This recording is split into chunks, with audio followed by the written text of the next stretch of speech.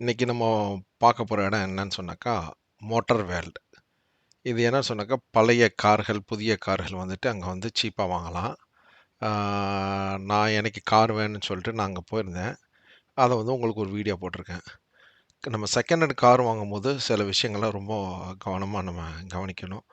என்ன கார் வாங்க போகிறோம், அது எந்த இடத்துல வாங்குகிறோம், அது ரொம்ப முக்கியம்.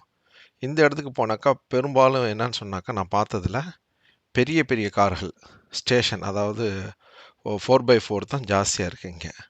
மற்றபடி நம்ம டொயோட்டோ கேமரியோ ஹோண்டா அக்கார்டோ இது போல் உள்ள விஷயங்கள் வந்து கொஞ்சம் கம்மி தான். அதனால் நீங்கள் அங்கே போகிற மாதிரி இருந்தாக்கா பெரிய கார் வாங்குறதா இருந்தால் மட்டும் அங்கே போங்க. அப்படி இல்லைன்னு சொன்னாக்கா டுபிசெல் அப்படி இல்லாட்டி ஃபேஸ்புக்கில் மார்க்கெட் பிளேஸ்னு ஒன்று இடம் இருக்குது. அது அப்படி இல்லாட்டி ஏகப்பட்ட எல்லா ஏ ஏகப்பட்ட வெப்சைட்ஸ் இருக்குது. நம்ம அது மூலமாக பார்த்துக்கலாம். பெரும்பாலும் நீங்கள் எடுக்கும்போது ஓனர்ஸ்டேருந்து எடுக்கிற மாதிரி பாருங்கள்.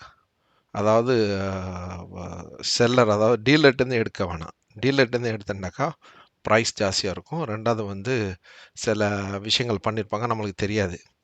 ஆனால் நம்மளுக்கு தெரிஞ்ச ஆட்கள் மூலமாக அது மூலமாக வாங்கினாக்கா ரொம்ப நல்லதுன்னு நான் நினைக்கிறேன். மற்றபடி உங்களுக்கு காருடைய ஸ்பெசிஃபிகேஷன் வந்துக்கிட்டு நீங்கள் கரெக்டாக பார்க்கணுன்னு சொன்னாக்கா டிரைவ் அரேபியான்னு சொல்லிட்டு ஒரு வெப்சைட் இருக்குது.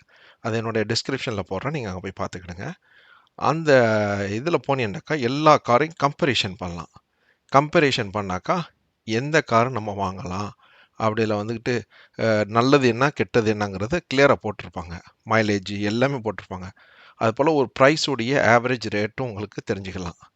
ஸோ இது போல் நல்ல நல்ல விஷயங்களை நீங்கள் தெரிஞ்சுக்கிட லெஜெண்ட் டிஸ்கவரி சேனலை சப்ஸ்கிரைப் பண்ணுங்கள்.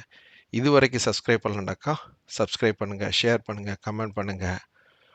மீண்டும் மீண்டும் உங்களுடைய சப்போர்ட் எனக்கு வேணும். இப்போ கிட்டத்தட்ட ஒரு 4000 சப்ஸ்கிரைபரை தாண்டியாச்சு. ஓரளவு சேனல் நல்ல மாதிரியே போயிட்டுருக்கு. இதுக்கு முழுக்க முழுக்க காரணம் உங்களுடைய எல்லாருடைய ஆதரவும் தான். அஸ்ஸலாமு அலைக்கும். மீண்டும் வேறு ஒரு பதிவுடன் சந்திக்கும் வரை லெஜெண்ட் டிஸ்கவரியுடன் இணைந்திருங்க. இந்த முழுமையாக இந்த வீடியோ பாருங்கள், ஒரு ஐடியா கிடைக்கும் உங்களுக்கு என்னங்கிறது. ஓகே.